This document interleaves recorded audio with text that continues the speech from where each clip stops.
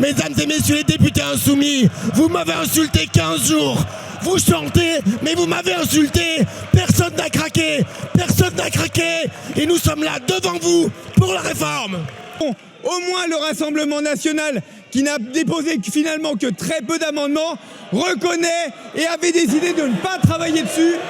Et au moins n'a pas bloqué, comme vous l'avez fait, bloquer la discussion. Je vous remercie.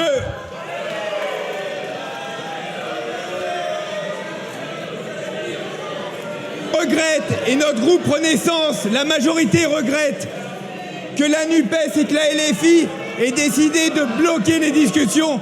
Nous avons quelque part empêché les Français de pleinement comprendre cette réforme des retraites.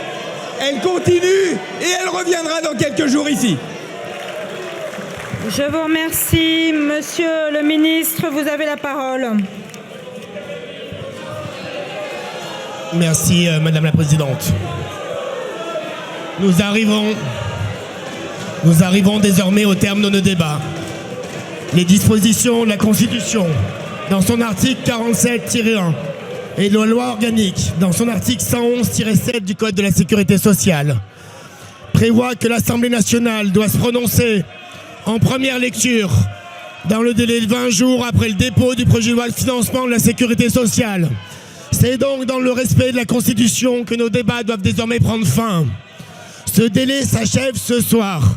Les 20 500 amendements déposés par la NUPES auront empêché notre Assemblée d'achever l'examen du texte au terme de 9 jours de séance et 73 heures de débat. Le gouvernement ne peut pas prolonger l'examen du texte sans réduire le temps que le Sénat doit avoir. En application de l'article L 111-7 du Code de la Sécurité sociale, l'Assemblée nationale n'ayant pas émis de vote en première lecture sur l'ensemble du projet de loi, le gouvernement saisira le texte, le Sénat du texte qu'il a initialement présenté, modifié par les amendements votés par votre Assemblée. Mesdames et messieurs les députés insoumis, vous m'avez insulté 15 jours. Vous chantez, mais vous m'avez insulté. Personne n'a craqué. Personne n'a craqué. Et nous sommes là devant vous pour la réforme. Je vous remercie, monsieur le ministre. Conformément à l'ordre du jour arrêté ce matin par la conférence